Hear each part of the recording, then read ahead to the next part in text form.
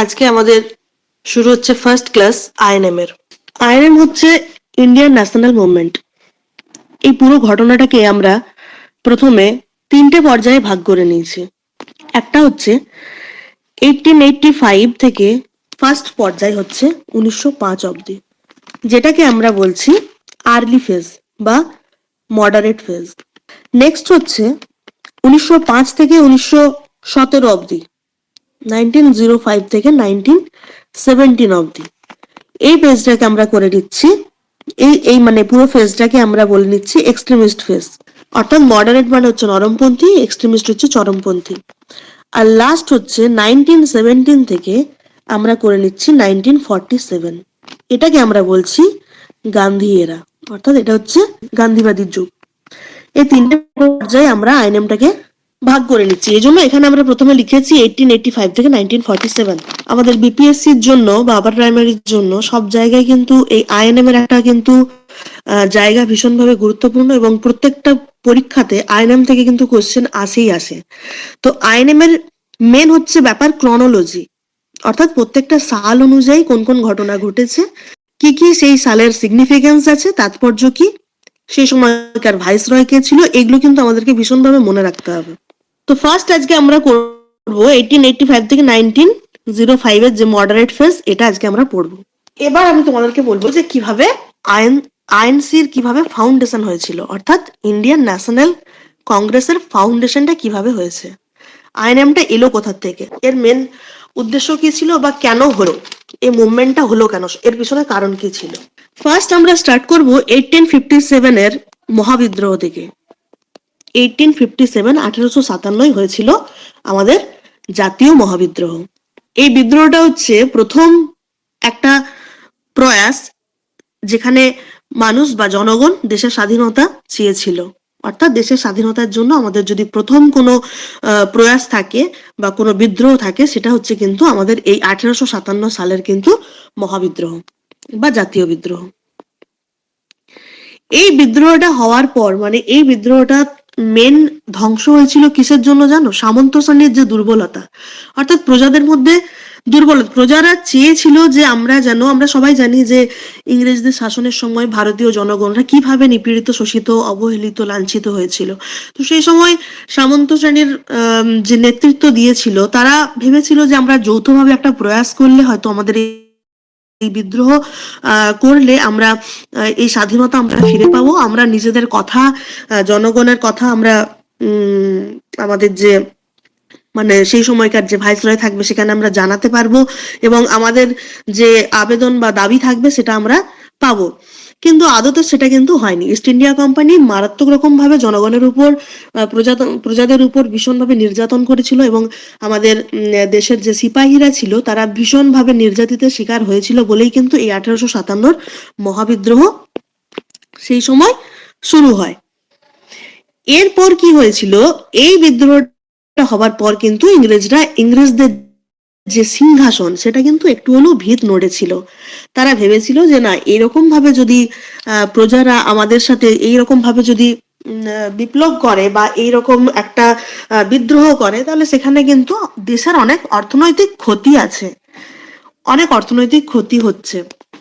তো এটা বলার পর মানে এটা ভাবার পর কৃষকদের মধ্যে যে ক্রোধ বা অশান্তি হয়েছিল, সেই সময় 1857 পর 1875 একটা কমিশন বসেছিল, যেটা হচ্ছে তোমার ডোকানারাইট কমিশন। শ্রেণীদেরকে কন্ট্রোল করতে পারে, যাতে বুঝতে পারে যে তাদের কি উদ্দেশ্য, তারা কি চাইছে, তাদের ক্রোধ কিসের উপর, এটা বোঝার যে ইংরেজরা যাতে প্রজাদেরকে বা সামন্ত 1875 এই ডোকানারাইট কমিশনটা করলো। তার আগে আমি আসি 1870, ঠিক 5 বছর আগে, যেখান থেকে আমাদের মেন ঘটনা শুরু। 1870 কি হলো, এস.এন. ব্যানার্জি, সুরেন্দ্রনাথ ব্যানার্জি কি করলো, একটা পলিটিক্যাল বডি, আমি শর্টেই লিখছি, ঠিক আছে, তোমরা খাতায় যখন লিখবে তখন কিন্তু নোটটা ভালোভাবে লিখে নিও। 1870 এস.এন. ব্যানার্জি একটা পলিটিক্যাল বডি তৈরি করলো। 1870 সুরেন্দ্রনাথ ব্যানার্জি একটা পলিটিক্যাল বডি তৈরি করলো।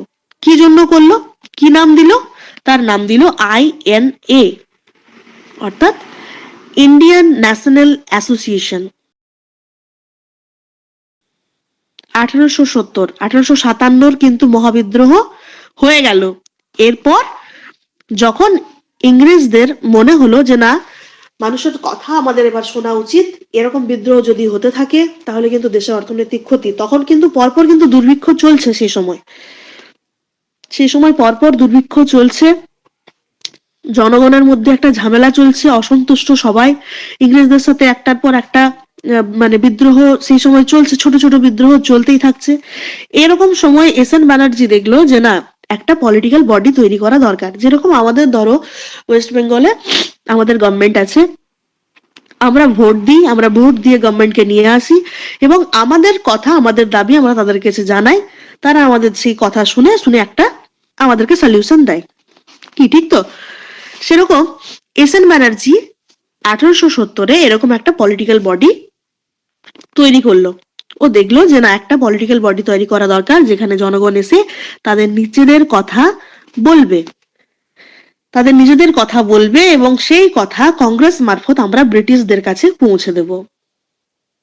এটা ও প্ল্যান করে INA অর্থাৎ ইন্ডিয়ান ন্যাশনাল অ্যাসোসিয়েশন, এটা কিন্তু একটা পলিটিক্যাল বডি 1870 এস্টাবলিশ করলো। বেশ, করার পর কিন্তু কোনো কাজ হচ্ছে না। সেই সময় 1870 মনে রাখবে, 1870 কিন্তু তখন ভাইসরয় ছিল লর্ড মায়ো। তখন ভাইসরয় ছিল লর্ড মায়ো। এ ছিল তোমার 1869 থেকে 1872 অব্দি। তার মানে 1872 মানে 1870 তে যেহেতু এটা হচ্ছে, তাহলে তখন কিন্তু লর্ড মায়োর আন্ডারই হচ্ছে যা হচ্ছে। লর্ড মায়ো সেই সময় ছিল। সেই সময় S N Banerjee political body INA তৈরি করলো। এবার INA তো তৈরি হয়ে গেল, একটা অ্যাসোসিয়েশন, একটা কনফারেন্স তৈরি হয়ে গেল। এবার সেখানে তো মানুষকে আসতে হবে। ধরো একটা আমাদের যেমন এখানে আছে, উদাহরণ দিয়ে বলছি যে মহিলা গোষ্ঠী, তোমরা সবাই নাম শুনেছো মহিলা গোষ্ঠী? জানো তো মহিলা গোষ্ঠীতে কি হয়? তো মহিলা গোষ্ঠীতে যেরকম সমস্ত মেয়েরা গিয়ে তাদের নিজেদের একটা মিটিং করে এবং সেখানে তাদের নিজেদের কথা বলে, কার কি প্রবলেম হচ্ছে, কার কি প্রয়োজন, সেইভাবে সেখানে কাজ হয়। তো এবার যদি ধরো এই মহিলা গোষ্ঠীতে যদি মহিলারা না যায় কেউ, আজকে আমি একটা মিটিং ডাকলাম, আমি একটা মহিলা গোষ্ঠীর মেম্বার, আমি আজকে একটা মিটিং ডাকলাম যে তোমাদেরকে কালকে আসতে হবে, এই ব্যাপার নিয়ে আলোচনা হবে। এবার যদি কোনো মহিলা না যায় তাহলে সেই মিটিংটা কি পসিবল করা? অর্থাৎ without any public, without any body, without any physical body তোমার পক্ষে কিন্তু একটা মিটিং করা মানে পসিবল নয়, বা তুমি সেখানে কোনো উদ্দেশ্য রাখতে পারবো না। এখন আজকের ডেটে যেরকম আমাদের হোয়াটসঅ্যাপ, ইনস্টাগ্রাম, ফেসবুক, বিভিন্ন সোশ্যাল মিডিয়া চলে এসছে, আমরা এখানে যদি মানে ফিজিক্যালি যদি পৌঁছাতে না পারি, আমরা ভাইস ভার্সা অনলাইন মাধ্যম করে নিই যে চলো আমরা এখানে একটা গ্রুপ ক্রিয়েট করছি, এখানে আমরা সবাই মিলে অ্যাটেন্ড করব, এখানে আমরা আমাদের একটা কথা বলবো, এখানে ডিসকাশন হবে, এখানে এখানে কাজ হয়ে যাবে। অর্থাৎ ফিজিক্যালি যাওয়ার প্রয়োজন পড়ছে না। কিন্তু INA যেহেতু একটা পলিটিক্যাল বডি, সেহেতু এখানে কিন্তু ফিজিক্যালি এসএন ব্যানার্জির টার্গেট ছিল যে ফিজিক্যালি কিন্তু সবাই এসে এখানে কিন্তু কথা বলবে। তো কেউ এলো না, আসছে না, সবাই যেতে ভয় পাচ্ছে যে যদি ওখানে গিয়ে কিছু বলি, আমি যদি যাই, আমার সাথে যদি অন্য কেউ সঙ্গ না দেয়, তাহলে তো এই কথাটা আবার ইংরেজদের কানে পৌঁছে যাবে। ব্রিটিশ যদি জানতে পারে তাহলে তো আমি আবার সেই অবহেলিত, শোষিত, লাঞ্ছিত, পীড়িত হব। কারণ অলরেডি পাবলিকের মধ্যে, জনগণের মধ্যে সেই ভয়টা কিন্তু কাজ করছে। তো গেল না, কেউ যাচ্ছে না, 5 বছর ধরে এইভাবেই পড়ে আছে। নেক্সট 1876 অর্থাৎ 6 বছর পর এই এসএন ব্যানার্জি কার সাথে মিলিত হলো? 6 বছর পর এসএন ব্যানার্জির সাথে পরিচয় হলো আনন্দমোহন বোস। 1876 এসএন ব্যানার্জি মিলিত হয়ে গেল আনন্দমোহন বোসের সাথে। একটা ভালো বন্ধু পেলো। হয় না যে আমি একা কিছু করতে পারছি না, তো চলো আমি আরো একজন ভালো বন্ধু নিই, তাকে নিয়ে আমি এবার জনগণকে অনুপ্রেরণা দেবো যে চলো এবার আমরা সবাই মিলে কাজটা করি। যখন ও একা ছিল তখন কিন্তু সবাই ভয় পাচ্ছিল যেতে। যখন ও আনন্দমোহন বোসের সাথে মিলিত হয়ে গেল, তখন মানুষ কিন্তু একটা ভরসা পেল যে হ্যাঁ, এবার আমরা এখানে যেতে পারি, এবার আমরা এখানে কথা বলতে পারি। বেশ ভালোই চলছে, মানুষ আসছে, জনগণ তার কথা বলছে। সেই কথা এবার এরা দুজন মিলে পৌঁছে দিচ্ছে কোথায়? ব্রিটিশের কাছে। কিন্তু এত এত মানুষের যদি এত এত সমস্যা থাকে, সেই সমস্যা নিশ্চয়ই এই দুটো মানুষের পক্ষে পৌঁছানো সম্ভব নয় ব্রিটিশের কাছে। এনারও পার্সোনাল লাইফ আছে, আনন্দমোহন বোসেরও পার্সোনাল লাইফ আছে। এনারা কি করলেন, এনারা দুজন কিন্তু বন্ধুত্ব হয়ে পলিটিক্যাল বডিটাকে কিন্তু কন্টিনিউ করতে পারলো না। ওকে, এরা দুজন চেষ্টা করলো যে পলিটিক্যাল বডিটাকে যাতে আমরা দাঁড় করাতে পারি। পাবলিক আসছে, পাবলিক তার কথা বলছে, কিন্তু সেই কথা ঠিক মতন পৌঁছাচ্ছে না কার কাছে? ব্রিটিশের কাছে। ব্রিটিশের কাছে কিন্তু পৌঁছাচ্ছে না, ব্রিটিশ জানতে পারছে না পাবলিক কি ডিমান্ড করছে। এরপর আসছে কে? এবার আসছি আমরা মেন জায়গায়, যেটা হচ্ছে কংগ্রেসের স্থাপনা করেন কে? এখানে দেখো এ ও হিউম। এটা কিন্তু অনেক পরের ব্যাপার, তার আগে কিন্তু এই ঘটনাগুলো ঘটেছে। 1857 মহাবিদ্রোহ হচ্ছে, মহাবিদ্রোহের পর 1870-এ এসএন ব্যানার্জি একটা পলিটিক্যাল বডি তৈরি করছে, যার নাম দিয়েছে আইএনএ, অর্থাৎ Indian national association. Indian national association যখন পলিটিক্যাল বডি ক্রিয়েট করলো, সেখানে পাবলিক এলো না, কথা বললো না, তাদের দাবি জানালো না। তারপর 1876-এ অর্থাৎ 6 বছর পর তার সাথে পরিচয় হলো আনন্দমোহন বোস, তার ভালো বন্ধু হলো, তারা দুজনে মিলে পলিটিক্যাল বডিটাকে স্ট্যান্ড আপ করলো। অর্থাৎ ফার্স্ট ভাওয়েড ন্যাশনাল অর্গানাইজেশন আইএনএ 1876 কে করলো? এসএন ব্যানার্জি অ্যান্ড আনন্দমোহন বোস দুজনে মিলিতভাবে ফার্স্ট পলিটিক্যাল বডি, যেটা সেট আপ করেছিল 1876-এ। কিন্তু সেখানেও কোনো কাজ হলো না, দেয়ার ফেলিওর, দুজনেই কিন্তু ব্যর্থ। এরপর আসছে কে? এ ও হিউম। ইনি কে? অ্যালান অক্টাভিয়ান হিউম হচ্ছে একজন পক্ষী বিশেষজ্ঞ। এই দেখো, অ্যালান অক্টাভিয়ান হিউম হচ্ছে স্কটল্যান্ডের অধিবাসী। আইসিএস পরীক্ষায় উত্তীর্ণ হয়ে 1849 সালে ব্রিটেনের তরফ থেকে ভারতে আসেন। ইনি প্রথম আইসিএস অফিসার হয়ে ভারতে এসেছিলেন। ইনি কিন্তু ছিলেন স্কটল্যান্ডের অধিবাসী, কিন্তু 1849-এ ইনি যখন ভারতে আসেন, ভারতে এসে উনি বাস করতেন কোথায়? সিমলাতে। সিমলায় বাস করার জন্য ওনাকে কি বলা হতো? Hermit of Shimla. ইনি কি ছিলেন? ইনি ছিলেন পক্ষী বিজ্ঞানী। 1912-তে এনার মৃত্যু হয়। এও হিউমকে বলা হয় কংগ্রেসের পিতামহ, এবং ইনি দুটি বই রচনা করেছিলেন, যার নাম ছিল অ্যান ওল্ড ম্যান হবস আর হচ্ছে পিউপলস ফ্রেন্ড। এই দুটো বই কিন্তু ইনি নিজে লিখেছিলেন। তো এবার বলবো আমরা অ্যালান অক্টাভিয়ান হিউমের কি কাজ। এটা তো জানলে তার জীবনী, তার জীবন যে কি কি মানে এর কি কি আছে, কিন্তু এখানে তো ডিটেলস দেওয়া নেই। ডিটেলস কি হলো এবার? এই যে 1876-এর যে সেট আপটা ছিল, এই সেট আপটা তো কাজে দিল না, এটা ফেলিওর হলো। ও আসার পর ভারতে, ও ভারতের সাথে একটা ইমোশনালি কানেক্টেড হয়ে গেল। উনি কিন্তু ছিলেন স্কটল্যান্ডের অধিবাসী, ওনার কিন্তু ব্রিটিশদেরকে সাপোর্ট করা ওনার কিন্তু টার্গেট। কিন্তু ওনা যেহেতু ভারতে, উনি যেহেতু এত বছর ছিলেন ভারতের অধিবাসী হয়ে, এখানে আসার পর উনি এতটাই মানুষের সাথে কানেক্টেড হয়ে গেলেন ইমোশনালি, উনি কিন্তু এখানের মানুষদেরকে ভালোবেসে ফেললেন। উনি বললেন না, এরকম ভাবে তো হয় না, একটা মানুষ সে, তাকেও তো স্বাধীনভাবে বাঁচা উচিত, তারও তো কিছু কথা থাকতে পারে। সে তো বিনা মানে কোনো কথা, তার কোনো কথা বলতে পারছে না, তার ইচ্ছে সে জানাতে পারছে না, অথচ সে কিন্তু দিনের পর দিন লাঞ্ছিত নিপীড়িত হচ্ছে। দেখো, আমরা যে এই যে রাষ্ট্রবাদ যে কংগ্রেসের যে আইএনএম যে হয়েছে, আমরা কিন্তু এখানে দেখো লিখেছি রাষ্ট্রবাদের কারণে। এটা আমি একবার বলে দিই তোমাদেরকে। দেখো, এখানে পরিষ্কারভাবে লেখা আছে যে ভারতীয়দের প্রতি আর্থিক এবং শারীরিক শোষণ করেছিল ইংরেজরা, এটা আমরা সবাই জানি, বারবার আমি বললাম। আইন ব্যবস্থা ভেদ দেখা যায়। আইন ব্যবস্থা হতো কোথা থেকে? ব্রিটেন থেকে। তবে ইংরেজদের জন্য এক নিয়ম, ভারতের জন্য এক নিয়ম। কি আইনি ব্যবস্থাটা করছে? ব্রিটেন ইংরেজদের জন্য এক নিয়ম করছে এবং ভারতীয়দের জন্য আরেক নিয়ম করছে। প্রশাসনিক ব্যবস্থা ভারতীয়দের পিছিয়ে রাখা হতো, উচ্চপদস্থ স্থানে ইংরেজরা থাকতো এবং নিম্ন প্রশাসনিক স্থানে থাকতো নামমাত্র ভারতীয়রা, কিন্তু তাদের কোনো কাজ হতো না।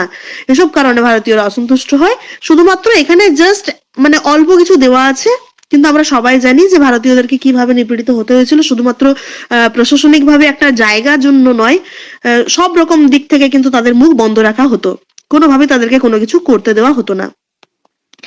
তো এবার আমি চলে আসবো 1876 এর পর, আমরা আসছি 1885। কথায় আসছি 1885। 1885 এর আগে 1883-তে একটা কনফারেন্স হলো। 1883-তে একটা কনফারেন্স হলো, যেখানে অ্যালান অ্যাক্টিভিয়ান হিউম বলল বা বুঝলো যে পলিটিক্যাল বডি তো আছে, কিন্তু সেটা কিন্তু ঠিকঠাক ভাবে কাজ হচ্ছে না। এটাকে কাজ করার জন্য আমাদেরকে আরো সচেতন হতে হবে, আরো অ্যাক্টিভ হতে হবে, যাতে আমরা এই পলিটিক্যাল বডিটাকে খুব ভালোভাবে সেট আপ করতে পারি। বেশ ভালো কথা। এবার ওনার একার পক্ষেও তো এটা সম্ভব নয়, পুরো পলিটিক্যাল বডিটাকে দাঁড় করানো।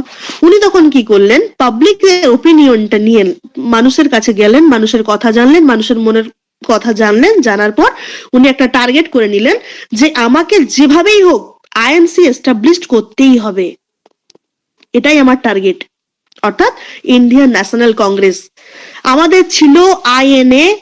আমি ফার্স্টে বলেছিলাম এস এন ব্যানার্জি, দেখো এস এন ব্যানার্জি কি করেছিল, পলিটিক্যাল বডি আইএনএ, ঠিক তো? এই আইএনএটাকেই আবার 1885-এ পার্মানেন্ট পলিটিক্যাল বডি করে দাঁড় করালো কে, অ্যালান অ্যাক্টিভিয়ান হিউম। নাম দিল কি, আইএনসি। কার জন্য দিল? দাদাভাই নওরোজির জন্য। দাদাভাই নওরোজি বলল যে না, আইএনএম নামটা শুনে এটা যখন প্রতিষ্ঠিত হয়নি, ঠিকঠাক সেট আপ হয়নি ফুললি, দেন এটাকে আমরা চেঞ্জ করে রাখবো আইএনসি। অর্থাৎ আইএনএ ছিল ইন্ডিয়ান ন্যাশনাল অ্যাসোসিয়েশন, সেখান থেকে চলে এলো INC, Indian National Congress. Clear সবার কাছে এতদূর? ওকে। তো অ্যালান অ্যাক্টিভিয়ান হিউম এই পলিটিক্যাল বডিটাকে সেট আপ করার জন্য প্রথমে গেল কার কাছে? 1885। আমি তখন কিন্তু বলেছিলাম 1869 থেকে 1872 ছিল লর্ড মায়ো। এবার আমরা চলে আসছি 1880 থেকে 1884। এই 1880 থেকে 1884-এ ছিল আমাদের ভাইসরয় কে? লর্ড রিপন। এবার যেহেতু 1883-তে আমাদের কনফারেন্সটা হয়েছে, 1883-তে যেহেতু কনফারেন্সটা হয়েছে, তাহলে অ্যালান অ্যাক্টিভিয়ান হিউম যাবে কোথায়, কোন ভাইসরয়ের কাছে যাবে? অবশ্যই যাবে রিপনের কাছে। রিপনের কাছে গেল, উনি ওনার বক্তব্য বললেন। বাট রিপন তখন এতটাই নিজের লাইফে ফ্রাস্ট্রেটেড, মানে ওনাকে তখন এমন ভাবে করতে হয়েছে। উনাকে একটা লোকাল সেলফ গভর্নমেন্ট উনি স্টার্ট করেছিলেন। রিপন স্টার্ট করেছিল 1882-তে একটা লোকাল সেলফ গভর্নমেন্ট, মনে রাখবে। এই জন্য রিপনকে বলা হয় যে father of local self government. যদি জিজ্ঞেস করা হয়, এটা WBCS কোশ্চেন এসেছিল, বিহারে বিপিএসসি তে এতটা ইম্পর্টেন্ট নয় বলে আমি এগুলো লিখিনি, নোট ডাউন করিনি, যে who is the father of local self government. Local self government স্থাপনা করেছিল কে? লর্ড রিপন। এবং that time S N Banerjee একটা ফাউন্ডেশন করেছিল, একটা রিপন কলেজ ওনার নাম দিয়ে, যে রিপন কলেজ, যেটা পরবর্তীকালে হয়ে গেছিল Surendranath college. S N Banerjee তখন শুরু করেছিল। এবার উনি এতটাই নিজের লাইফে ফ্রাস্ট্রেটেড না, ওনার এইসব জিনিস শোনার টাইম ছিল না। অ্যালান অ্যাক্টিভিয়ান হিউম গিয়ে যখন রিপন কে বললেন যে স্যার এরকম এরকম করা দরকার, মানুষের কথা সরকারের কাছে পৌঁছচ্ছে না, সরকার বুঝতে পারছে না, এই জন্য জনগণ পাবলিক উত্তেজিত হয়ে আছে, চারদিকে এরকম বিক্ষোভ চলছে, মানে একটা খুব মানে বাজে ক্যাওস চলছে। তো এই কথা যখন ওনাকে বলছে, রিপন কিন্তু এই কথাগুলো নিতে পারলো না। উনি বললেন ঠিক আছে, আমি তোমার সাথে পরে কথা বলবো, তুমি আপাতত যাও, কারণ আমি নিজেই ভীষণ রকম ভাবে প্রেসারে আছি, ঠিক আছে, ভীষণ রকম ভাবে আমার মধ্যে প্রবলেম চলছে, আমার পক্ষে এখন এইসব নেওয়া সম্ভব নয়। কি হয়েছে না, সেই সময় 1800 এই দুটো এই আইএনসির আগে দুটো জিনিস তোমরা মনে রাখবে, একটা হচ্ছে 1878 আর একটা হচ্ছে 1879। এই দুটো জায়গা কিন্তু ভীষণ ইম্পর্টেন্ট। 78-এ কি হয়েছিল বলতো? Vernacular press act. এটা একটু নোট ডাউন করে নাও, আমার এখানে লেখা নেই। 1878 হয়েছিল ভার্নাকুলার প্রেস অ্যাক্ট, অর্থাৎ ইনঅ্যাক্টিভ হয়েছিল দেশীয় সংবাদপত্রের স্বাধীনতা হরণ। কি জন্য করেছিল 1878-এ দেশীয় সংবাদপত্র হরণ? যাতে মানুষজন তাদের নিজেদের কথা নিজেদের ভাষায়, সাপোজ ধরো আমার বাড়ি বাঁকুড়া, আমার বাঁকুড়ার একটা লোকাল ল্যাঙ্গুয়েজ আছে, যে ল্যাঙ্গুয়েজটা আমি কথা বলি, বা আমার বাড়িতে যে ল্যাঙ্গুয়েজে কথা বলা হয়, তোমরা সবাই জানো প্রত্যেকটা জায়গার একটা আঞ্চলিক ভাষা থাকে। এবার তুমি আছো বিদেশে, তুমি সেখানে তাদের একটা সংস্কৃতিতে মানুষ হয়েছো, তোমার একটা ল্যাঙ্গুয়েজ আছে, তোমারও সেখানকার একটা কথা আছে, বোঝানোর ভাষা আছে, বলার ভাষা আছে। এবার আমি আমার প্রবলেমটা, তোমাকে নিয়ে আমার প্রবলেম, সেটা আমি আমার ভাষাতে লিখে মিডিয়ার মাধ্যম মারফত আমি ছড়িয়ে দিলাম। সেখানে তোমার ইমপ্রেশনটা কি হবে? সাপোজ তুমি বিদেশে আছো, আমি ইন্ডিয়াতে আছি, আমি ইন্ডিয়ার একটা মেয়ে হয়ে আমি তোমার নিয়ে আমার মানে ভাষাতে, আমার লোকাল ল্যাঙ্গুয়েজ দিয়ে আমি যাচ্ছে তাই ভাবে ইনসাল্টিং কিছু ওয়ার্ড অ্যাড করে আমি সেটা মিডিয়ার কাছে পাঠিয়ে দিলাম, যে ওনাকে নিয়ে আমার এই সমস্যা, উনি এই করছেন, উনি এইভাবে মানুষকে উত্তেজিত করছেন, এইভাবে বিক্ষোভ করছেন, এই করছেন উনি। তো সেখানে প্রবলেম কার হচ্ছে? আমি যার নিয়ে বলছি তার তো প্রবলেম হচ্ছে, কিন্তু সে সেটা কি করছে বুঝতে পারছে? পারছে না। কেন বুঝতে পারছে না? কারণ সেটা তার ল্যাঙ্গুয়েজে লেখা নেই। সে অন্যের কাছে শুনছে, হয়তো কেউ বুঝছে, বুঝে নিয়ে আমাদের এদেশীয় হয়তো কেউ ওখানে গেছে, গিয়ে পর হয়তো ওনাকে বলছেন, ও আপনি সে মানুষ, আপনাকে নিয়ে তো আমরা অনেক কিছু জানি। তখন সে অবাক যে আমাকে নিয়ে কি করে জানলেন, আর দেশে তো আপনাকে নিয়ে অনেক কথা হয়ে গেছে, চারদিকে পাবলিসিটি হয়ে গেছে, আপনি এই করেছেন, এই কাজ করেছেন। তো যাতে মানুষজন তাদের নিজেদের লোকাল ভাষায় কোনো সংবাদপত্র না বার করতে পারে, ইংরেজরা এই প্ল্যানটা করে বার করলো 1878-এ কি, vernacular press act. Very very important. আগের বারে কিন্তু বিপিএসসি তে এসেছিল ভার্নাকুলার প্রেস অ্যাক্ট। কত সালে ইনঅ্যাক্টিভ হয়েছিল? 1878।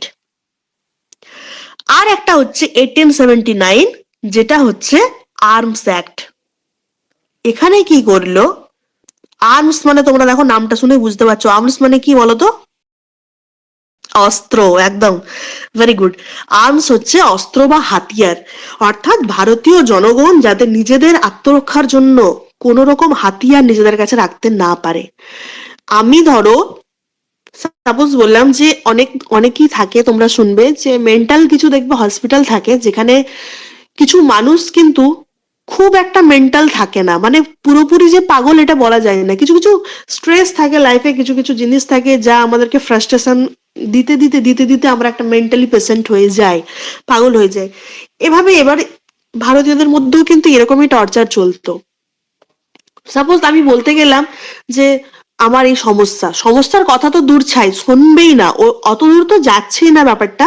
তুমি জাস্ট মুখটা শুধু খুললে যে আমার একটা কিছু বলার আছে, এটুকু বলার স্বাধীনতা কিন্তু সেই সময় তোমার ছিল না। আমি যে বলবো যে আমার একটা কিছু কথা বলার আছে, এই পারমিশনটা যে আমি পাবো সেটুকু, আমি এই কথাটা বলতে যাব মানেই আমি জানি আমার উপর 10টা ঘা পড়বে, আমাকে মানে দড়ি দিয়ে জাস্ট বেঁধে আমাকে মার দেবে চাবুকে করে।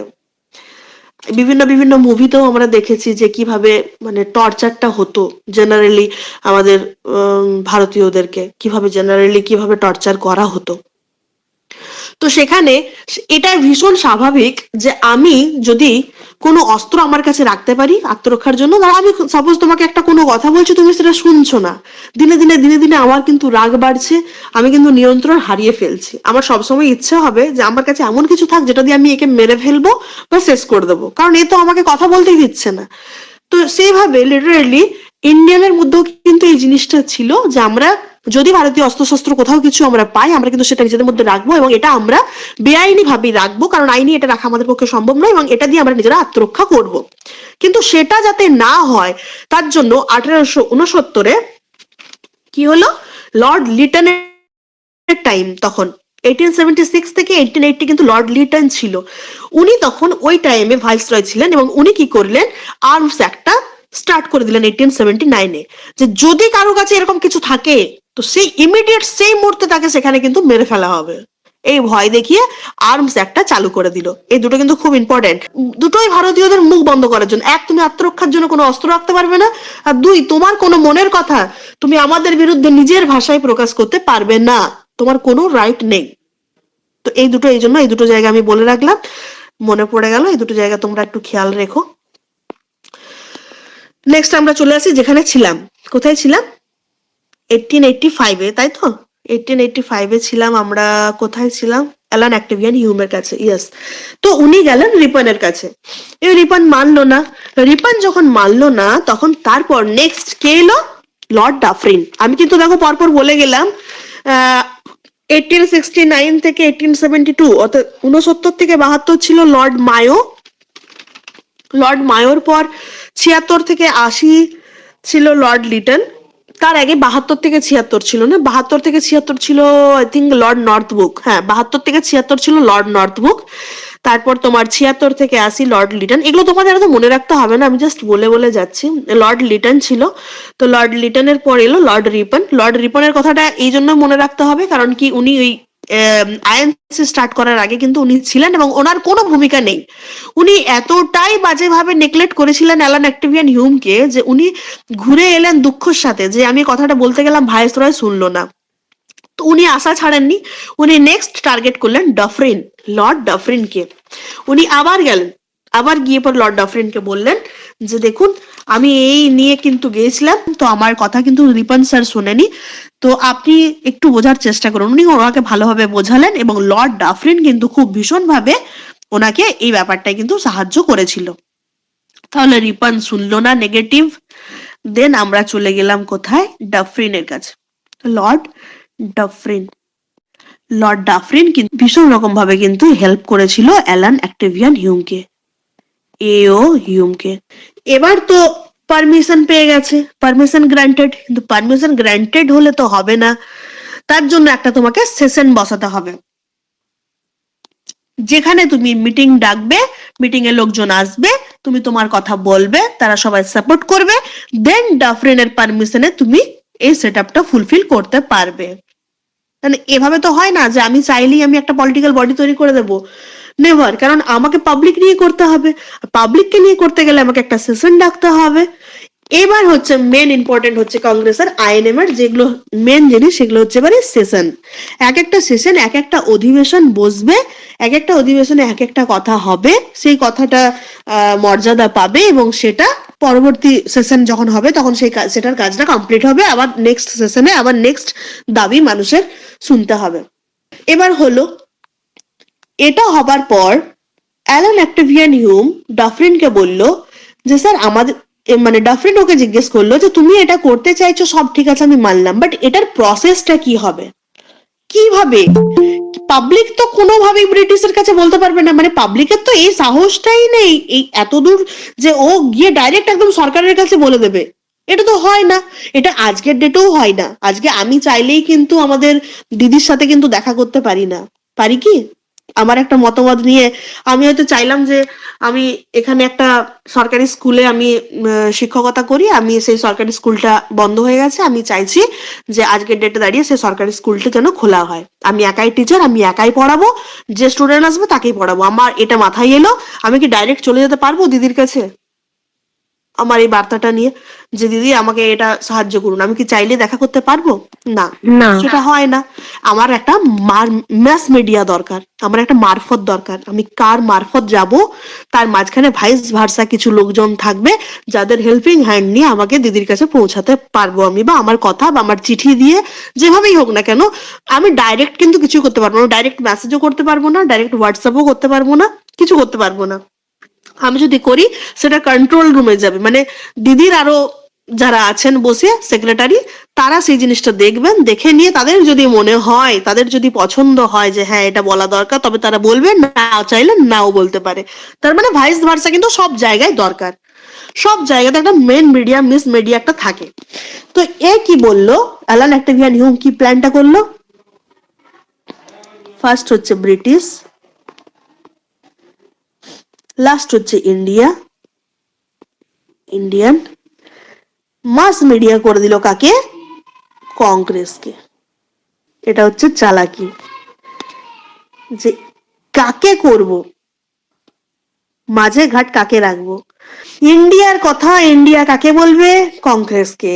কংগ্রেস সেই কথা কোথায় নিয়ে যাবে? ব্রিটিশের কাছে। ব্রিটিশ সরকার সেটা শুনবে, শুনে বুঝবে, বুঝে নিয়ে সেই জিনিসটাকে অ্যাপ্লাই করে আবার সেটা কোথায় নিয়ে আসবে? কংগ্রেসের কাছে। কংগ্রেস একটা পলিটিক্যাল বডি, কংগ্রেস সেটাকে কোথায় পৌঁছাবে? জনগণের কাছে। ক্লিয়ার? ও কি করলো? ও মাঝখানে একটা মাস মিডিয়া রেখে দিল, কাকে? কংগ্রেস। তাহলে কংগ্রেসের প্রতিষ্ঠা কিসের জন্য? না কংগ্রেস জনগণের কথা শুনবে, জনগণের কথা বুঝবে, জনগণের কথা বুঝে ডাইরেক্ট যাবে ব্রিটিশের কাছে, ব্রিটিশ সরকারের কাছে, ব্রিটিশ সরকার আবার সেটা শুনবে, বুঝবে, তার যা মতবাদ সে সেটা জানাবে কাকে? কংগ্রেসকে, আবার কংগ্রেস সেটা নিয়ে আসবে কোথায়? ইন্ডিয়ার মানুষের কাছে। ক্লিয়ার? ভীষণ ইন্টারেস্টিং টপিক না? ক্রনোলজিটা মনে রাখতেই হবে, বাস ক্রনোলজিটা মনে রাখলে কিন্তু আমার তো ভীষণ ভালো লাগে আইএনএম পড়তে। মানে এখানে এত হিস্টোরিক্যাল ব্যাপার আছে, একটু প্রথম দিকে মনে হবে যেন সব ঘেটে যাচ্ছে, কিন্তু কিচ্ছু ঘাটছে না, পুরোটাই কিন্তু দেখো পরপর প্রসেস। আমি লাস্টে পুরোটাই একবার রিভাইজ দিয়ে দেবো, তোমাদের দেখবে এখানেই পড়া রেডি হয়ে যাবে, এখানেই পড়াটা পুরো কমপ্লিট হয়ে যাবে।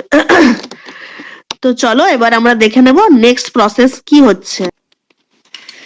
এবার এই যে প্রসেস, এটা তো একটা ভীষণ মানে সাংঘাতিক প্রসেস। পাবলিক বলবে কংগ্রেসকে, কংগ্রেস বলবে ব্রিটিশ সরকারকে, আবার ব্রিটিশ সরকার জানাবে কংগ্রেসকে, আবার কংগ্রেস জানবে পাবলিককে। তার মানে মেনলি অ্যাক্টিভ কাকে থাকতে হবে? কংগ্রেসকে, তাই তো?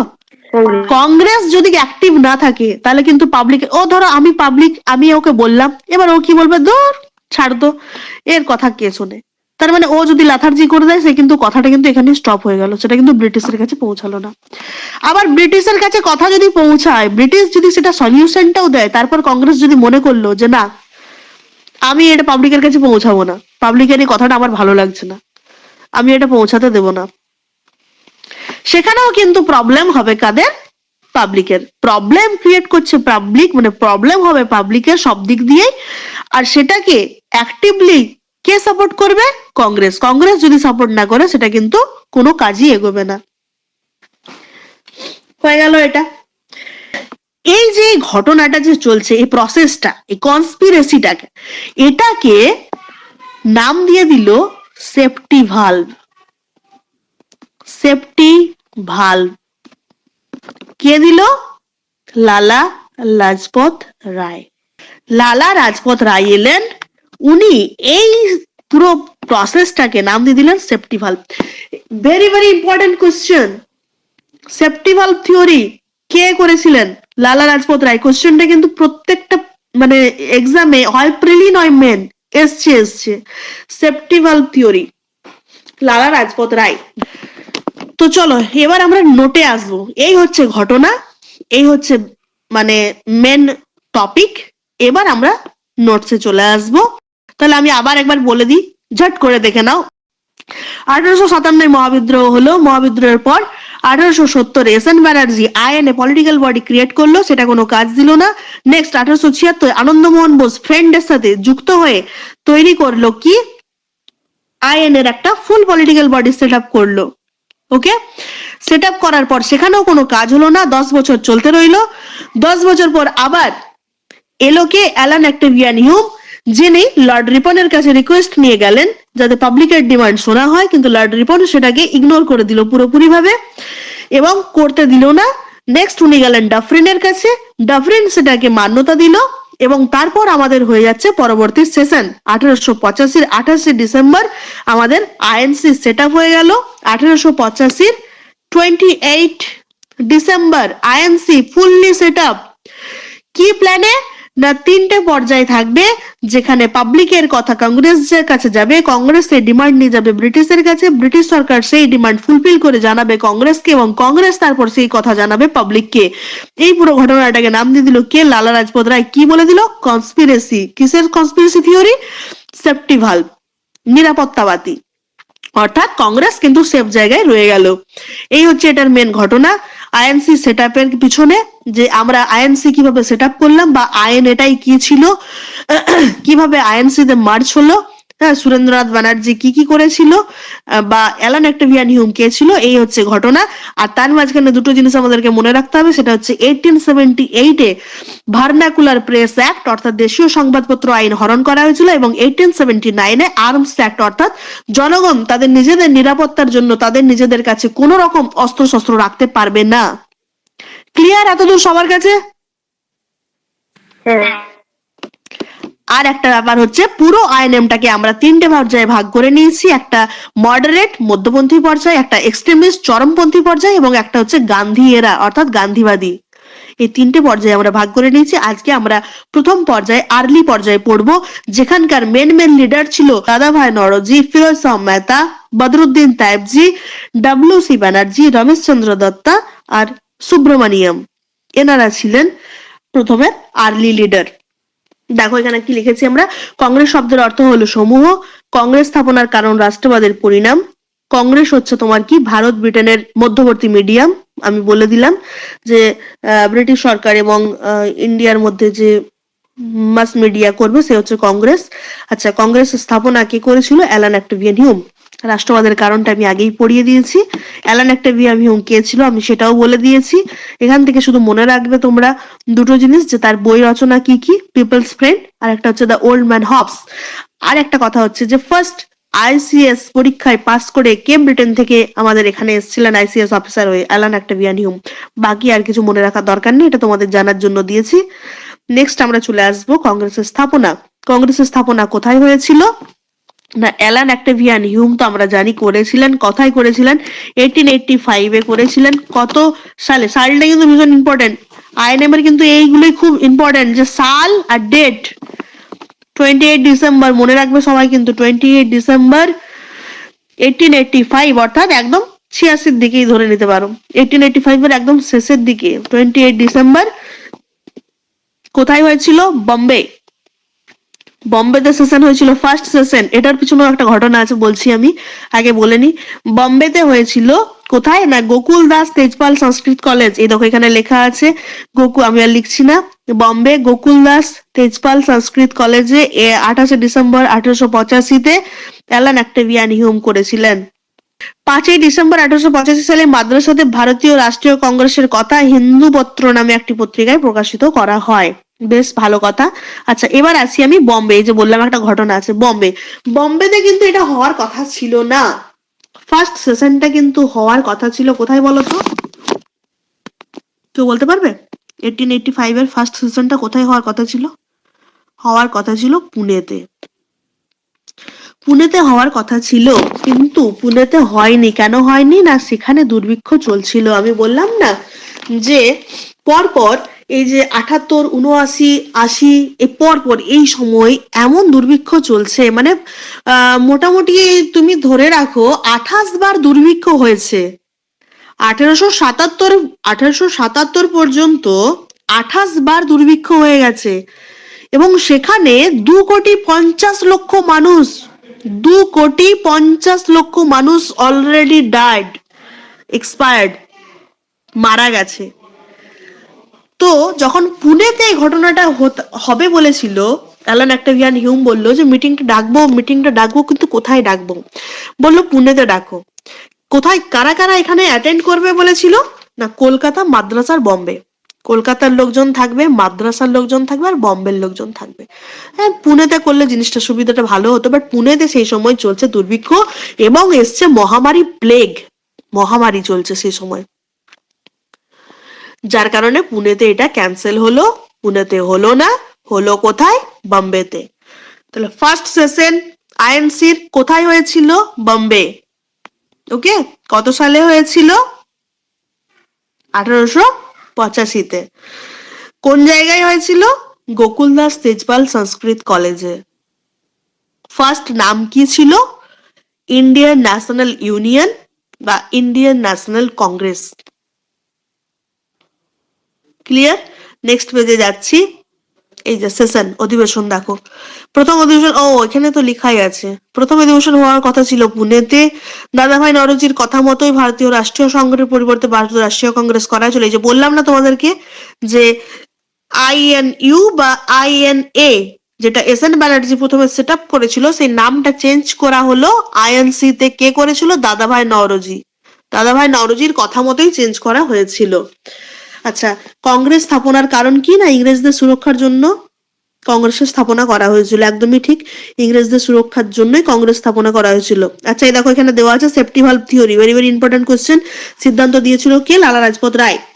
অ্যালান অক্টেভিয়ান হিউমের মৃত্যুর পর তার জীবনী লিখেছিলেন কে? উইলিয়াম ওয়েডনবার্ন। এটা মনে রাখবে, অ্যালান অক্টেভিয়ান হিউমের জীবনীটা কে লিখেছিলেন? উইলিয়াম ওয়েডনবার্ন। তার জীবনীটা পড়েই কিন্তু লালা রাজপথ রায় এটা বুঝতে পেরেছিল যে এটা হচ্ছে তোমার সেফটি ভালভ থিওরি, বা কি বললাম, কনস্পিরেসি থিওরি। মনে রাখবে, শুধু সেফটি ভালভ থিওরি মনে রাখলে হবে না কিন্তু। ফার্স্ট কনস্পিরেসি থিওরি যদি জিজ্ঞেস করে কি, লালা রাজপথ রায়ের safety valve theory, first conspiracy theory. আচ্ছা, এই সময় একটা পত্রিকা হয়েছিল যেটার নাম হচ্ছে তোমার ইয়ং ইন্ডিয়া। ইয়ং ইন্ডিয়া এই সময় একটা পত্রিকা হয়েছিল, কংগ্রেস স্থাপনার পেছনে কে ছিলেন? লর্ড ডাফরিন, একদম। আর কে ছিল না? যদিও এটা পরীক্ষায় আসে না, তাও তোমাদেরকে জিজ্ঞেস করছি, দেখি কতজন মন দিয়ে শুনেছো। কংগ্রেস স্থাপনার পিছনে কে লর্ড ছিল? রিপন। Lord Dufferin. কে ছিল না বলো? লর্ড রিপন। একদম, ভেরি গুড। ছিল না লর্ড রিপন। লর্ড রিপন যদি থাকতো তাহলে কখনোই সম্ভব হতো না। ওই জন্য লর্ড রিপন যখন চলে গেল, লর্ড ডাফরিন যখন এলো 1884-এ, তখন এটা পসিবল হলো। আচ্ছা, লর্ড ডাফরিন প্রথম অধিবেশনে অনুমতি দেয় অ্যালান অক্টেভিয়ান হিউমকে, একদম। ও, ভেরি ভেরি ইম্পর্টেন্ট কোশ্চেন। ব্রিটিশরা ভারতীয় রাষ্ট্রীয় কংগ্রেসকে কি বলেছিল? এই যে আমি বললাম ব্রিটিশ কংগ্রেস পাবলিক, এই ব্রিটিশরা যখন এই ঘটনাটা ঘটছে, এর কথা একে, এর কথা এর কাছে যাচ্ছে, এর কথা একে যাচ্ছে, এই সময় ব্রিটিশরা আবার কংগ্রেসকে উল্টে কি বলেছিল জানো? বলেছিল তোমরা ভালোই চালাকি শুরু করেছো, তোমরা হচ্ছে মেন রাজদ্রোহের কারখানা। মানে এদের ডাউটটা কি, ব্রিটিশদের ডাউট যে পাবলিক হয়তো অনেক কিছুই বলছে যেগুলো এরা বলছে না আমাদেরকে, তো তোমরা রাজদ্রোহটা কিন্তু তোমরাই শুরু করছো। তো এরা আবার, ব্রিটিশরা আবার কংগ্রেসদেরকে বলে দিয়েছিল কি, রাজদ্রোহের কারখানা, রাজদ্রোহ কা কারখানা। এটা বিহারে মনে হয় বিপিএসসি টিআরই 1-এ মনে হয় কোশ্চেনটা এসছে, যে 1/2 সম্ভবত, দেখবে তোমরা, যে রাজদ্রোহের কারখানা কাকে বলা হয়েছিল, কে বলেছিল? কাকে বলা হয়েছিল? কংগ্রেসকে বলা হয়েছিল। কে বলেছিল? ব্রিটিশ সরকার বলেছিল। ওকে, ক্লিয়ার? আচ্ছা, কংগ্রেসের প্রারম্ভিক চরণকে কি বলা হয়? মডারেট ফেজ, আমি বলে দিলাম 1885 থেকে 1905। কংগ্রেসের উদারপন্থী মডারেটের প্রমুখ নেতা কে কে ছিলেন? W C Banerjee, Gokhale, George Yule, Firoz Mehta. এগুলো মনে রাখবে। আরসি দত্তা, রমেশচন্দ্র দত্তা, ঠিক আছে, এটা মনে রাখবে। R C Dutta, Ramesh Chandra Dutta, W C Banerjee, Umesh Chandra Banerjee, Gopal Krishna Gokhale, George Yule এবং ফিরোজ মেহতা। এগুলো আস্তে আস্তে পড়তে পড়তে হয়ে যাবে। দেখো এখানে আবার ভালোভাবে দেওয়া আছে। ফার্স্ট অধিবেশন বম্বে, স্থান বম্বে। প্রেসিডেন্ট, এই যে পড়বে, এই যে এইগুলো খুব ইম্পর্টেন্ট কোশ্চেন থাকে, যে ফার্স্ট অধিবেশনের প্রেসিডেন্ট কে ছিলেন? W C Bonnerjee. সেক্রেটারি কে ছিল? Allan Octavian Hume. ভাইসরয় কে ছিলেন? Lord Dufferin. আচ্ছা, ব্রিটেনের প্রধানমন্ত্রী সে সময় কে ছিলেন? গ্লেডস্টোন। নট ভেরি ইম্পর্টেন্ট, মনে রাখার প্রয়োজন নেই। সদস্য, হ্যাঁ, সদস্যটা কিন্তু খুব ইম্পর্টেন্ট। কতজন মেম্বারকে নিয়ে ফার্স্ট অধিবেশন হয়েছিল? সদস্য দেখো, এখানে ফার্স্ট সদস্য ছিল এখানে 72। এবার কোথায় কোথায় থেকে করেছে? বম্বে থেকে 38, মাদ্রাসা থেকে 21, বাংলা থেকে 3 জন, পাঞ্জাব থেকে 3 জন, অন্যান্য জায়গা থেকে 7 জন। এটা জাস্ট পড়ে রাখার মতন পড়ে রাখবে। এখানে যেটা মনে রাখতে হবে আমাদের বিপিএসসির জন্য, সেটা হচ্ছে কি বলতো, বিহার থেকে কে কে জয়েন করেছিল, কোন কোন অধিবেশনে কে কে জয়েন করেছিল। ওই জন্য দেখো স্যার এখানে আলাদা করে রেড কোডে লিখে দিয়েছে যে বিহার থেকে কেউ কিন্তু এই অধিবেশনে যুক্ত থাকেনি, অর্থাৎ ফার্স্ট সেশনে কিন্তু বিহার থেকে কেউ আসেনি। টোটাল কতজন এসেছিল মনে রাখবে, 72 জন, কিন্তু বিহার থেকে কিন্তু কেউ আসেনি। ওকে, এখানে কিন্তু বিহার থেকে কিন্তু 0 ফার্স্ট সেশনে। চলে আসবো আমরা নেক্সট সেশন। সেকেন্ড সেশনে কি কি হয়েছে? সেকেন্ড সেশনের সালটা কত ছিল? 1886, ঠিক 1 বছর পর। 1886-এ এটা কে করলো? দাদাভাই নওরোজি। দাদাভাই নওরোজি অধ্যক্ষ ছিল এখানে। এখানে একটা ঘটনা ঘটলো কি না, এটার অধিবেশনটা হয়েছিল মনে রাখবে কোথায়? কলকাতা। তাহলে ফার্স্ট হয়েছিল বোম্বে, সেকেন্ড হয়েছিল কিন্তু কলকাতা। ওকে, দাদাভাই নওরোজি অধ্যক্ষ ছিল। এখানে মেম্বার দেখো তোমরা, মেম্বারটা দেখো এখানে তোমরা, 4, 3, 4। আর বিহার থেকে অ্যাটেন্ড করেছিল দেখো কতজন, 31 জন।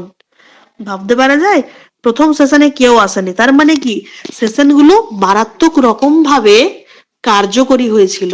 আমি ধরো ফার্স্ট একটা গোষ্ঠীর মিটিং ডাকলাম, মহিলা গোষ্ঠীর, সেখানে যদি একটা কাজ চূড়ান্ত পর্যায়ে পৌঁছায় তাহলেই কিন্তু তোমার ইন্টারেস্ট বাড়বে। আজকে আমি এখানে যে পড়াচ্ছি, এখান থেকে পড়ে যদি তোমরা ফল লাভ করো, কিছু যদি মনে হয় যে হ্যাঁ যেটা ম্যাম বলছেন সেটা আমাদের শুনে কাজে আসছে, আমরা বুঝছি, আমরা জানছি, এবং নেক্সট টাইম আমরা এটা অ্যাপ্লাই করতে পারবো, তবেই না তুমি ইন্টারেস্টলি আমার সেকেন্ড ক্লাসটা অ্যাটেন্ড করবে। এটা তো খুব সত্যি কথা। আজকের ক্লাসে যদি তোমরা স্যাটিসফ্যাকশন না থাকে, তোমার যদি মনে হয় যে এই কি বলছে, এগুলো তোমার কোনো লাইফে কাজেই লাগবে না, আমি যে বেকার টাইম ইনভেস্ট করছি এখানে, দেন তুমি আবার নেক্সট ক্লাস করবে? Never ever. আমি তো করবো না। তোমাদের ব্যাপার আমি জানি না, আমি তো করবো না। আমার যদি সেখানে মনে হয় যে না আমি এখানে ফালতু টাইম ইনভেস্ট করছি, আমার এখানে কোনো কাজে লাগবে না, আমার এগুলো জানার কোনো প্রয়োজন নেই, আমি করবো না next class.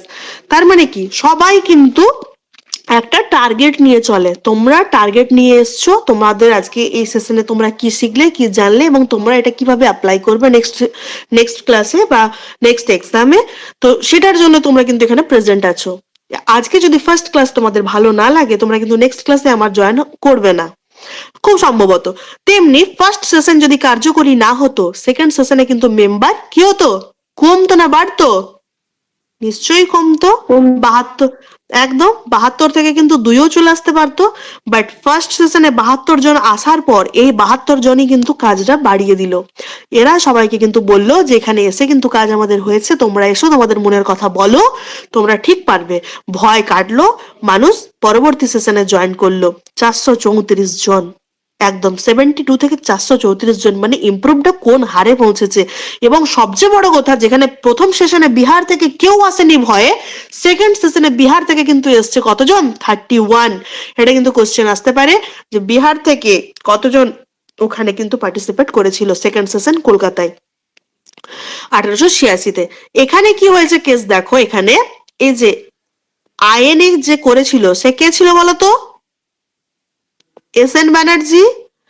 S N Banerjee নিজে যখন কিছু করতে পারলো না, অর্থাৎ যখন পরপর, হ্যাঁ যখন পরপর ফেল হলো, 1870-এ ফেল হলো, 1876-এ ফেল হলো, তখন আশা ছেড়ে দিয়ে হাত গুটিয়ে বাড়িতে বসে পড়লো, বললো যাও আমার পক্ষে সম্ভব হলো না, আমি এবার নিজের পার্সোনাল জীবন নিয়ে ব্যস্ত থাকবো, আমি আর যাব না।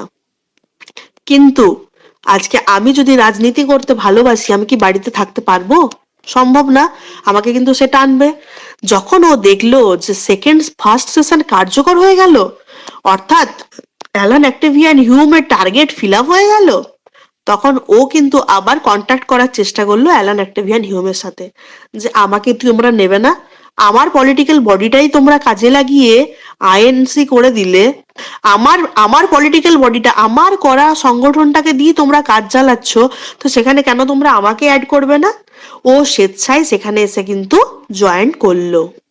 ওকে, তাহলে এস এন ব্যানার্জি যে আইএনএ করেছিল 1870 1876 দুটোতেই যে ফেলিওর হয়েছিল, সে কিন্তু পরবর্তী পর্যায়ে আবার আইএনসিতে যোগদান করলো ওই সেশনটায়। কোন সেশনটায়? সেকেন্ড সেশনটায়। কোথায় হয়েছিল? কলকাতায়। কত সালে হয়েছিল? 1886। ওকে, এই দেখো, এটা কিন্তু খুব ইম্পর্টেন্ট কোশ্চেন। সিভিল সার্ভিস পরীক্ষা শুধুমাত্র ভারতে অনুষ্ঠিত হোক, এই অধিবেশনে দাবি করা হয়েছিল। কোন অধিবেশনে বলা হয়েছিল যে সিভিল সার্ভিস, যেটা আমরা বলি না ডাব্লিউবিসিএস, ইউপিএসসি, যে সিভিল সার্ভিস যে এক্সাম গুলো, এগুলো শুধুমাত্র ভারতে হবে, এই দাবিটা করা হয়েছিল কোন সেশনে? সেকেন্ড সেশন কিন্তু এই জন্য খুব ইম্পর্টেন্ট। ওকে, এই একটা ব্যাপার এখানে ছিল। কারণ প্রথম কথা হচ্ছে যে আইএনসি মার্চ হয়ে গেল, ইন্ডিয়ান অ্যাসোসিয়েশনের সাথে আইএনসিটা মার্চ হলো, সুরেন্দ্রনাথ ব্যানার্জি নিজে এসে যুক্ত হলেন, জয়েন করলেন। আর এই অধিবেশনে প্রথম দাবি হয়েছিল যে ভারতে সিভিল সার্ভিস পরীক্ষা হোক। ইভেন এখানে এজটাও তোমার পরে লর্ড রিপন যখন ছিল, লর্ড লিটেন যখন ছিল, তখন আবার এজটাকেও এখানে উনি কমিয়েছিলেন, 21 থেকে 18 করে দিয়েছিলেন। যেখানে জানে যে একটা ভারতীয় জনগণ কখনোই সেটা সম্ভব নয়, একটা আমরা যেভাবে খাওয়া দাওয়া করি, যেভাবে আমাদের ভরণ পোষণ হয়, আমাদের যে ব্রেনের আইকিউ পাওয়ার যে লেভেল, সেটা তো ডিপেন্ড করে না। আমরা সবসময় অনেকটা পিছিয়ে থাকবো ব্রিটিশদের থেকে, ব্রিটেনদের থেকে, এটাই স্বাভাবিক। কারণ আমরা আজকে বিদেশে যেভাবে একটা বাচ্চা মানুষ হচ্ছে, আমরা সেভাবে মানুষ হই না। আমাদের এখানে আমরা যখন বাংলা মিডিয়ামে পড়াশোনা করেছি, আমাদের সময় আমরা 5 বছর বয়সে ক্লাস 1-এ পড়েছি। আজকের জেনারেশনে 3 বছর বয়সে কিন্তু আমরা নার্সারিতে অ্যাডমিশন করিয়ে দিচ্ছি। কিন্তু ওই জায়গায়, বিদেশে ওই জায়গায় ওরা আরো অ্যাডভান্স, তো সেখানে ওদের আইকিউ লেভেল আমাদের থেকে নিশ্চয়ই বেশি হবে। ওরা যেখানে 18 এজে ওরা মানে কভার আপ করে দিতে পারবে পুরো ব্যাপারটা, আমাদের এখানে তখন কি হয়, 16তে মাধ্যমিক, 18তে উচ্চ মাধ্যমিক, এরকম ভাবে আমাদের একটা বাধা ধরা গতানুগতিক জীবন চলে যায়। তুমি করতে পারো না, তুমি এর উপরে যেতে পারো না, তোমাকে একটা পরীক্ষায় বসার জন্য তোমাকে একটা শিডিউল করে দেবে যে তুমি এই এজে এই পরীক্ষাটা দিতে পারবে, এর উপরে তুমি দিতে পারবে না বা এর উপরে তুমি যেতে পারবে না। 14 বছর বয়স না হলে তুমি মাধ্যমিক দিতে, তোমার পক্ষে সম্ভব নয় যে 10 বছর বয়সে তুমি মাধ্যমিকটা ক্লিয়ার করে দেবে, হয় না।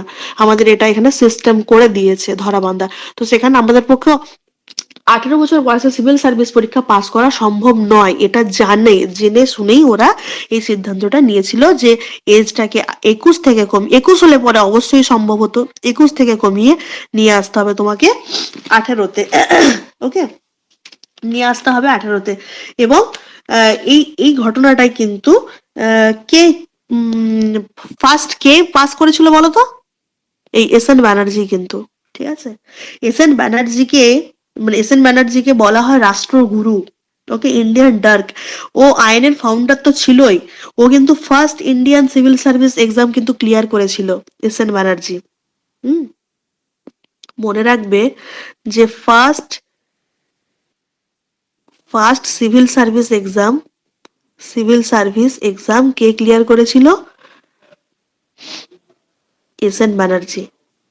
কিন্তু কি হয়েছিল জানো এটার ঘটনাটা? সাপোজ ধরো তুমি আজকে এই এক্সামটা পাস করলে, 11-12 যে আমাদের এসএসসি এক্সাম পাস করলে, ওখানে তুমি পেয়ে গেলে হয়তো সাপোজ ধরো 58, 2 মার্কস তোমার এলো না, 2 মার্কস এলো না। এবং তোমাকে যেহেতু একাডেমিক কোয়ালিফিকেশনে তুমি ওখানে 10-10 পেয়েছো, তুমি যেহেতু গভর্নমেন্ট জব করোনি, তাই তোমার 10 মার্কসটা ওখানে দেবে না। এভাবে এরকম করে তোমাকে যে একটা ছকের মধ্যে বেঁধে দিল যে তুমি ইন্টারভিউ ডাক পেলে না। ভালো কথা, তোমার কিরকম খারাপ লাগছে বলো? যেখানে 51 পেয়ে কেউ চাকরি করছে, জবে জয়েন করলো, আর সেখানে তুমি পেয়ে গেলে 56, কিন্তু কোনো কারণে তোমার ওই ওই ওই মার্কসটা তোমার নেই বলে তুমি সেখানে জয়েন করতে পারলে না। বাট আইকিউর দিক থেকে কে আগে যাবে? যে 51 পেয়েছে সে, নাকি যে 56 পেয়েছে সে? সবারই, তোমার মতন প্রত্যেকের, অনেকেরই এই ঘটনা ঘটেছে।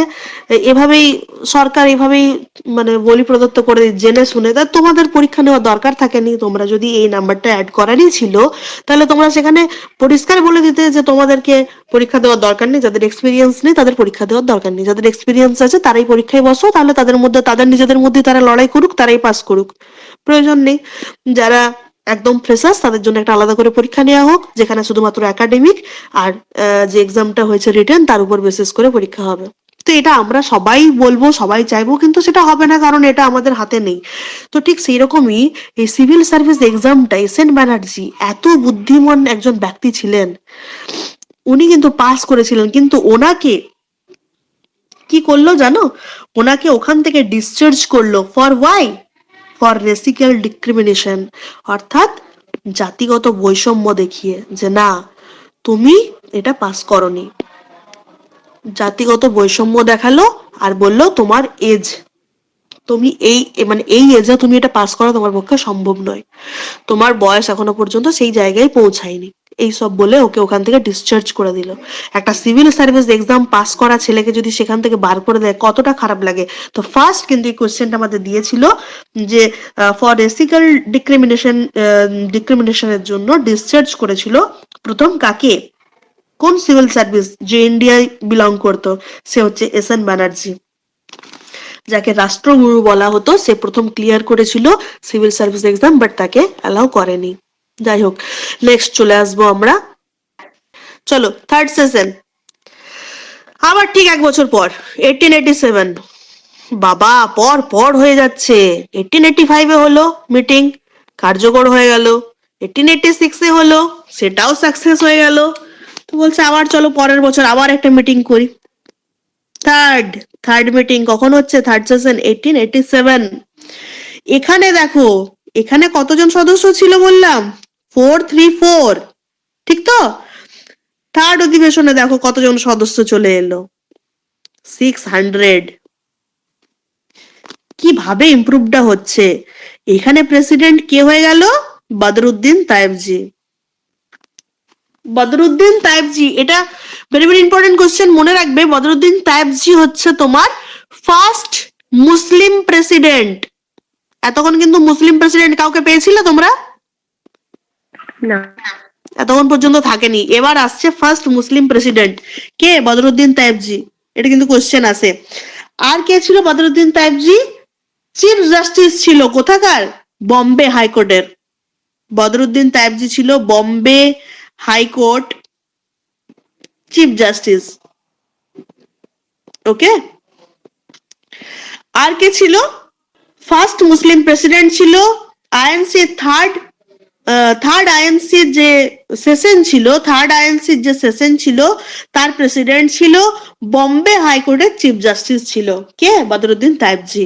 এটা হয়েছিল কোথায়? মাদ্রাজ। তাহলে ফার্স্ট হলো বম্বে, সেকেন্ড হলো কলকাতা, থার্ড হলো মাদ্রাজ। আস্তে আস্তে এগুলো পড়তে পড়তে তোমাদের মনে থেকে যাবে। আজকে প্রথম দিনই একবারে সবকিছু মনে রাখার চেষ্টা করো না, আস্তে আস্তে হয়ে যাবে। নেক্সট দেখো চতুর্থ সেশন হয়ে গেল তোমার কখন? 1888। 1888-তে মনে রাখবে জর্জ ইউল, এখানে দেখো অধ্যক্ষ ছিল জর্জ ইউল, যিনি ছিলেন প্রথম ব্রিটিশ প্রেসিডেন্ট। আর একটা জিনিস এখানে তোমরা অ্যাড করে নাও তো, একটু লিখে নাও তো, India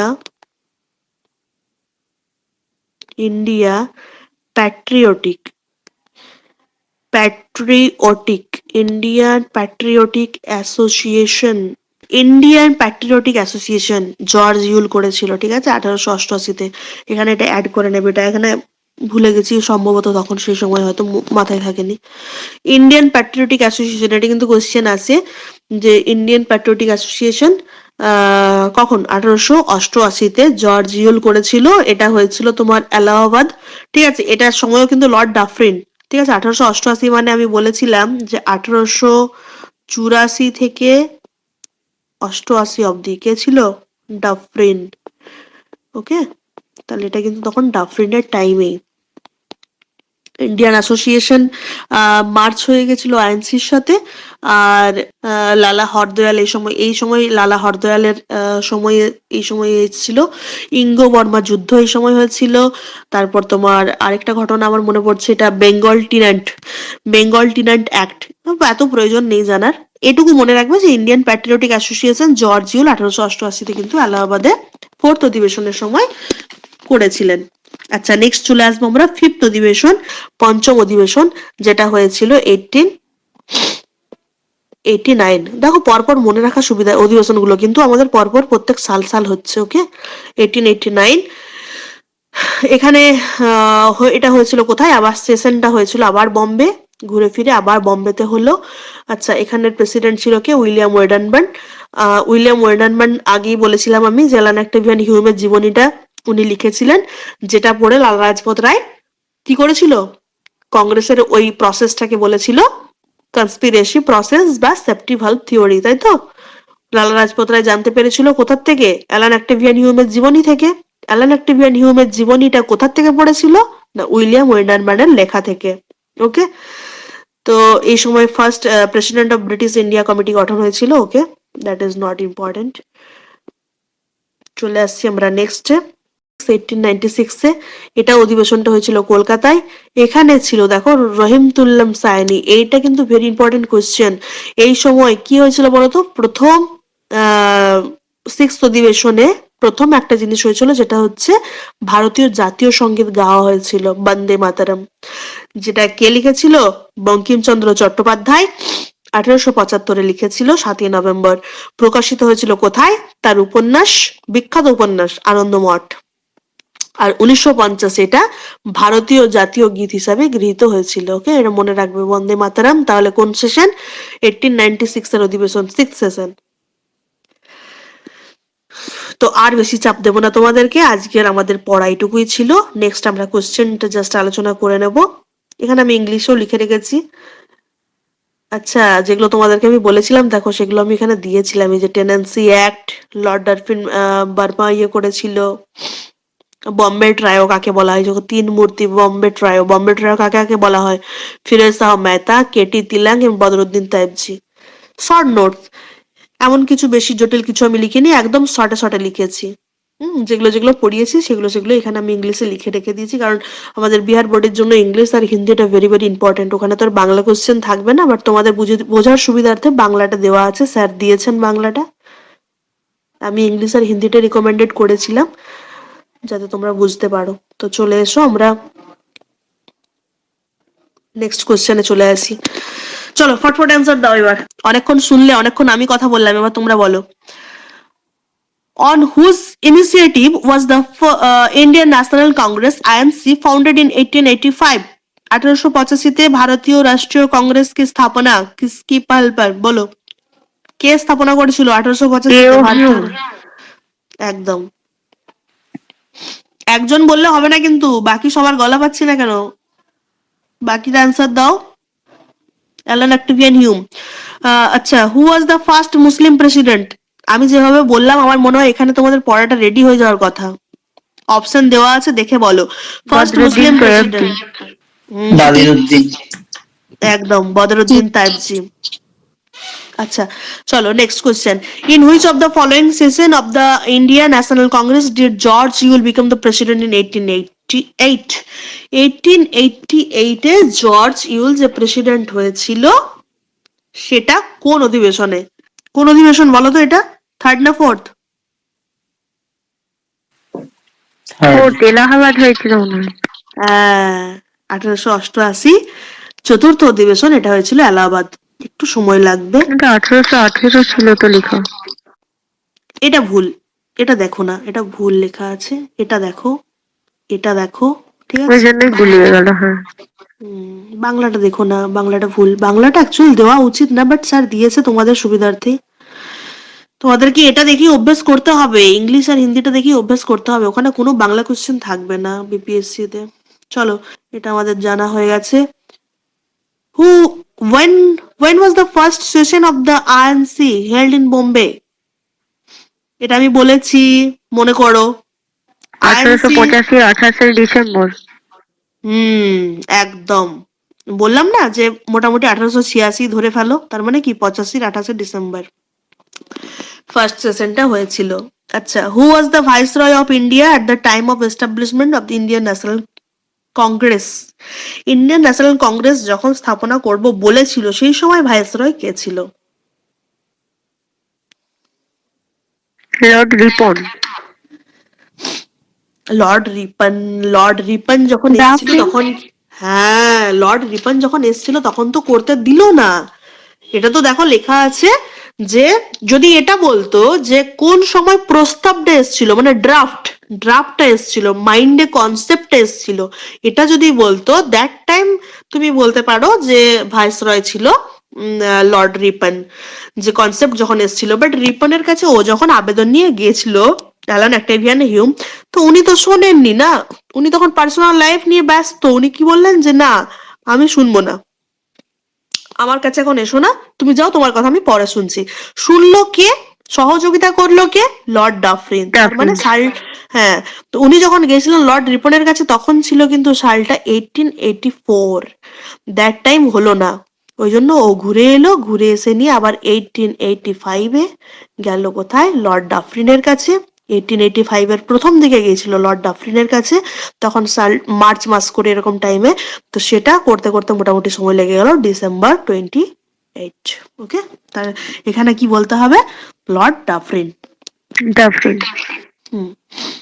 next question, who propose the safety valve theory? এটা আমি সবার কাছ থেকে শুনতে চাই, সবাই আনমিউট করে বলো। লালা safety valve Lajpat Rai. theory। Lala Lajpat Rai. একদম, লালা লাজপত রায়। নেক্সট দেখো 8 number question, who was the first British president of Indian National Congress? কি হবে বলো? First British president of National Congress, আইএনসির ফার্স্ট ব্রিটিশ প্রেসিডেন্ট কে হবে?